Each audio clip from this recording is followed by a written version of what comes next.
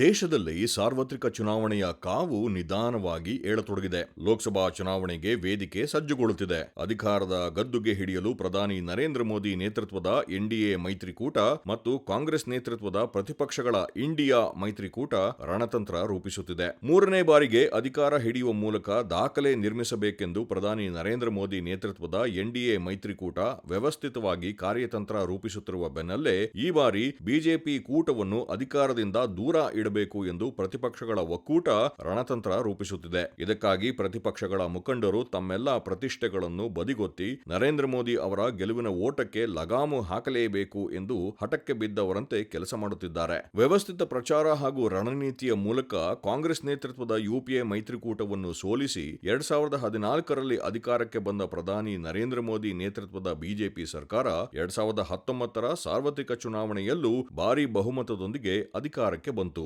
ಈಗ ಮತ್ತೊಮ್ಮೆ ಅಧಿಕಾರದ ಗದ್ದುಗೆ ಹಿಡಿಯಲು ಪ್ರಯತ್ನ ನಡೆಸಿದೆ. 2024ರ ಸಾರ್ವತ್ರಿಕ ಚುನಾವಣೆಗಳು ಏಪ್ರಿಲ್-ಮೇ ತಿಂಗಳಲ್ಲಿ ನಡೆಯುವ ಸಾಧ್ಯತೆ ಇದೆ. ಈ ಚುನಾವಣೆಯ ಫಲಿತಾಂಶ ಏನಾಗಲಿದೆ ಎಂಬ ಕುರಿತಂತೆ ಹಲವಾರು ಮಾಧ್ಯಮ ಸಂಸ್ಥೆಗಳು, ಚುನಾವಣಾ ಪರಿಣಿತರು ಮತ್ತು ರಾಜಕೀಯ ಪಂಡಿತರು ವಿಶ್ಲೇಷಣೆ ಹಾಗೂ ಸಮೀಕ್ಷೆಗಳನ್ನು ಮಾಡಿದ್ದಾರೆ. ಬಹುತೇಕ ಈ ಎಲ್ಲಾ ಸಮೀಕ್ಷೆಗಳ ವರದಿಯಲ್ಲಿ ಮೋದಿ ಸರ್ಕಾರ ಮೂರನೇ ಬಾರಿಗೆ ಮತ್ತೆ ಅಧಿಕಾರಕ್ಕೆ ಬರಲಿದೆ ಎಂದು ಭವಿಷ್ಯ ನುಡಿದಿದೆ. ಮತ್ತೊಂದೆಡೆಯಲ್ಲಿ ಚುನಾವಣಾ ಪರಿಣಿತರು ನೀಡಿರುವ ಸಮೀಕ್ಷೆಗಳ ಈ ಎಲ್ಲಾ ಭವಿಷ್ಯಗಳನ್ನು ಹುಸಿಯಾಗಿಸಿ ನರೇಂದ್ರ ಮೋದಿ ನೇತೃತ್ವದ ಮೈತ್ರಿಕೂಟವನ್ನು ಸೋಲಿಸುತ್ತೇವೆ ಎಂದು ಪ್ರತಿತಂತ್ರ ರೂಪಿಸುತ್ತಿರುವ ಇಂಡಿಯಾ ಮೈತ್ರಿಕೂಟ ಸಂಘಟಿತ ಪ್ರಯತ್ನ ಆರಂಭಿಸಿದೆ. ಆದರೆ ಈ ಸಂಘಟಿತ ಪ್ರಯತ್ನ, ಲೆಕ್ಕಾಚಾರ ಮತ್ತು ಕಾರ್ಯತಂತ್ರ ಏನೇ ಇರಲಿ, ಕೇಂದ್ರದಲ್ಲಿ ಮತ್ತೆ ಎನ್ಡಿಎ ಮೈತ್ರಿಕೂಟವನ್ನು ಅಧಿಕಾರದಿಂದ ದೂರ ಇಡಲು ಸಾಧ್ಯ ಇಲ್ಲ ಎನ್ನುತ್ತಾರೆ ರಾಜಕೀಯ ಪರಿಣಿತರು. ಮುಂಬರುವ ಲೋಕಸಭೆ ಚುನಾವಣೆಯಲ್ಲಿ ಕಾಂಗ್ರೆಸ್ ನೇತೃತ್ವದ ಇಂಡಿಯಾ ಮೈತ್ರಿಕೂಟವು ಹಲವು ರೀತಿಯಲ್ಲಿ ಪ್ರಯತ್ನ ಪಟ್ಟರೂ ಮೋದಿ ಮ್ಯಾಜಿಕ್ಗೆ ತಡೆಯೊಡ್ಡಲು ಸಾಧ್ಯವಿಲ್ಲ ಎಂದು ಲೆಕ್ಕಾಚಾರಗಳ ಮೂಲಕ ಹೇಳುತ್ತಾರೆ. ಪ್ರಧಾನಿ ಮೋದಿ ನೇತೃತ್ವದ ಎನ್ಡಿಎ ಮೈತ್ರಿಕೂಟವನ್ನು ಸೋಲಿಸುತ್ತೇವೆ ಎಂಬ ಉತ್ಸಾಹದಲ್ಲಿ ಮುನ್ನುಗ್ಗುತ್ತಿರುವ ಪ್ರತಿಪಕ್ಷಗಳ ಮೈತ್ರಿಕೂಟ ಇಂಡಿಯಾಕ್ಕೆ ಸ್ಪಷ್ಟ ಕಾರ್ಯಸೂಚಿಯೇ ಇಲ್ಲ ಎನ್ನುವುದು ಎಲ್ಲರಿಗೂ ಗೊತ್ತಿರುವ ಸಂಗತಿ. ಪ್ರಧಾನಿ ಅಭ್ಯರ್ಥಿ ಕುರಿತಂತೆ ಇಂಡಿಯಾ ಮೈತ್ರಿಕೂಟದಲ್ಲಿನ ಭಿನ್ನಮತ ಈಗಾಗಲೇ ಜಗಜಾಹೀರಾಗಿದೆ. ಇಂಡಿಯಾ ಮೈತ್ರಿಕೂಟದ ಪ್ರಮುಖ ಪಕ್ಷವಾಗಿರುವ ಕಾಂಗ್ರೆಸ್ ಈ ವಿಷಯದಲ್ಲಿ ಸ್ಪಷ್ಟ ನಿರ್ಧಾರಕ್ಕೆ ಬರಲು ಸಾಧ್ಯವಾಗುತ್ತಿಲ್ಲ. ಇನ್ನು ಪ್ರಧಾನಿ ಮೋದಿ ಅವರಿಗೆ ಪರ್ಯಾಯ ಎಂದು ಬಿಂಬಿಸಲಾಗುತ್ತಿರುವ ಕಾಂಗ್ರೆಸ್ ನಾಯಕ ರಾಹುಲ್ ಗಾಂಧಿ ಭಾರತ ಜೋಡೋ ಯಾತ್ರೆಯ ಮೂಲಕ ಉದ್ದೇಶದ ಗಮನ ಸೆಳೆದಿದ್ದಾರೆ. ಈ ಯಾತ್ರೆಗೆ ಸಾಕಷ್ಟು ಪ್ರಮಾಣದಲ್ಲಿ ಜನಬೆಂಬಲ ವ್ಯಕ್ತವಾಗಿದೆ. ಆದರೆ ಈ ಎಲ್ಲವೂ ಮತಗಳಾಗಿ ಪರಿವರ್ತನೆಯಾಗಲಿದೆ ಎನ್ನುವುದು $1 ಮಿಲಿಯನ್ ಪ್ರಶ್ನೆಯಾಗಿದೆ. ಕಾರಣವಿಷ್ಟೇ, ಈ ಯಾತ್ರೆಯಲ್ಲಿ ರಾಹುಲ್ ಗಾಂಧಿ ಅವರು ಮಾಡುವ ಭಾಷಣ ಪ್ರಧಾನಿ ನರೇಂದ್ರ ಮೋದಿ ಮತ್ತು ಸಂಘ ಪರಿವಾರದ ವಿರುದ್ಧ ಟೀಕೆಗೆ ಮೀಸಲು. ಎಲ್ಲಿಯೂ ತಾವು ಏನು ಮಾಡುತ್ತೇವೆ, ತಮ್ಮ ಸರ್ಕಾರ ಬಂದರೆ ಯಾವ ದೂರದೃಷ್ಟಿಯ ಆಡಳಿತ ಬರಲಿದೆ, ಏನು ಬದಲಾವಣೆ ತರುತ್ತೇವೆ ಎಂಬ ಬಗ್ಗೆ ಚಕಾರ ಎತ್ತುತ್ತಿಲ್ಲ. ದೇಶದಲ್ಲಿ ಕಳೆದ 10 ವರ್ಷಗಳಿಂದ ಪ್ರಧಾನಿ ನರೇಂದ್ರ ಮೋದಿ ನೇತೃತ್ವದ ಸರ್ಕಾರ ಅಸ್ತಿತ್ವದಲ್ಲಿದೆ. ಸಹಜವಾಗಿ ಈ ಸರ್ಕಾರಕ್ಕೆ ಆಡಳಿತ ವಿರೋಧಿ ಅಲೆ ಕೂಡ ಕಂಡುಬರುತ್ತಿದೆ. ಆದರೆ ಈ ಅಲೆಯನ್ನು ತಮ್ಮ ಪರ ಮತಗಳನ್ನಾಗಿ ಪರಿವರ್ತಿಸುವ ಪ್ರತಿಪಕ್ಷಗಳ ನಾಯಕತ್ವ ಕಂಡುಬರುತ್ತಿಲ್ಲ.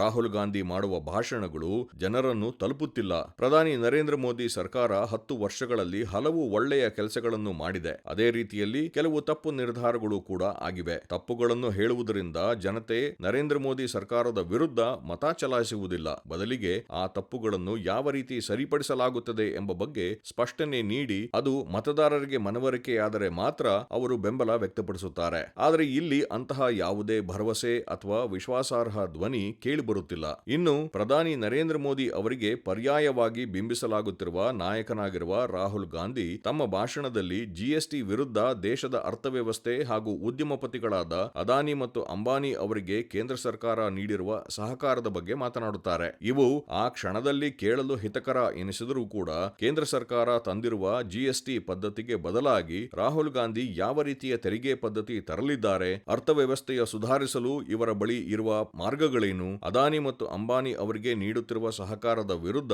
ಇವರ ಯಾವ ಕ್ರಮಗಳು ಇವೆ ಎಂಬ ವಿಷಯದ ಬಗ್ಗೆ ಮಾತ್ರ ಎಲ್ಲಿಯೂ ಮಾತನಾಡುತ್ತಿಲ್ಲ. ಹೀಗಾಗಿ ಮತದಾರ ಸಹಜವಾಗಿ ಯೋಚನೆ ಮಾಡುತ್ತಾರೆ, ಇವರಿಗೆ ಏಕೆ ಮತ ಹಾಕಬೇಕು ಎಂದು. ಅಲ್ಲದೆ ದೇಶದಲ್ಲಿ ಅದಾನಿ ಮತ್ತು ಅಂಬಾನಿ ಮಾತ್ರ ಅಕ್ರಮ ಮಾಡಿದ್ದಾರಾ, ಬೇರೆ ಯಾವುದೇ ಉದ್ಯಮಿ ಮೋಸ ಮಾಡಿಲ್ಲವೇ, ಅವರ ಕುರಿತು ರಾಹುಲ್ ಗಾಂಧಿ ಯಾಕೆ ಮಾತನಾಡುತ್ತಿಲ್ಲ ಎಂದು ಯೋಚಿಸುತ್ತಾರೆ. ಹೀಗಾಗಿಯೇ ಮತ್ತೊಮ್ಮೆ ಕೇಂದ್ರದಲ್ಲಿ ನರೇಂದ್ರ ಮೋದಿ ನೇತೃತ್ವದ ಸರ್ಕಾರ ಅಸ್ತಿತ್ವಕ್ಕೆ ಬರಲಿದೆ ಎಂದು ಖಚಿತವಾಗಿಯೇ ಹೇಳಬಹುದು. ಕಳೆದ 2014ರಲ್ಲಿ ನಡೆದ ಚುನಾವಣೆಯಲ್ಲಿ ಅಂದು ಪ್ರತಿಪಕ್ಷಗಳ ನೇತೃತ್ವ ವಹಿಸಿದ್ದ ನರೇಂದ್ರ ಮೋದಿ ಅವರು ಯುಪಿಎ ಸರ್ಕಾರದ ವೈಫಲ್ಯಗಳನ್ನು ಜನರಿಗೆ ತಿಳಿಸುತ್ತಾ ತಮ್ಮ ಸರ್ಕಾರ ಅಸ್ತಿತ್ವಕ್ಕೆ ಬಂದರೆ ಏನು ಏನು ಮಾಡಲಿದೆ ಎನ್ನುವುದನ್ನು ಮನದಟ್ಟು ಮಾಡಿದರು. ಅಂದು ಅವರು ನೀಡಿದ ಅಚ್ಚೇ ದಿನ್ ಭರವಸೆ ಜನರ ಮನಗೆಲ್ಲುವಲ್ಲಿ ಯಶಸ್ವಿಯಾಗಿತ್ತು. ಈಗ ಪ್ರತಿಪಕ್ಷಗಳ ಒಕ್ಕೂಟ ನಡೆಸುತ್ತಿರುವ ಯಾವುದೇ ಪ್ರಚಾರ ಮತ್ತು ನಾಯಕ ನರೇಂದ್ರ ಮೋದಿ ಮತ್ತು ಅವರ ಸರ್ಕಾರವನ್ನು ಬದಲಾಯಿಸಿದರೆ ಯಾವ ರೀತಿಯ ಸರ್ಕಾರ ಮತ್ತು ನಾಯಕತ್ವ ಸಿಗಲಿದೆ ಎಂಬ ಬಗ್ಗೆ ಏನನ್ನೂ ಹೇಳುವ ಸ್ಥಿತಿಯಲ್ಲಿ ಇಲ್ಲ. ಇಂತಹ ಗೊಂದಲಗಳು ಮೋದಿ ನೇತೃತ್ವದ ಸರ್ಕಾರ ಪತನ ಹೊಂದಿ ಬೇರೆ ಸರ್ಕಾರ ಅಸ್ತಿತ್ವಕ್ಕೆ ಬರಲಿದೆ ಎಂದು ಹೇಗೆ ಹೇಳಬಹುದು? ಹೀಗಾಗಿಯೇ ಚುನಾವಣಾ ಪರಿಣಿತರ ಸಮೀಕ್ಷೆಗಳು ಮತ್ತು ಮತದಾರರ ಒಲವು ಸಹಜವಾಗಿ ನರೇಂದ್ರ ಮೋದಿಗೆ ಅವರು ಪ್ರಧಾನಿಯಾಗುವ ಸಾಧ್ಯತೆಗಳು ನಿಚ್ಚಳವಾಗಿ ಗೋಚರಿಸುತ್ತಿವೆ.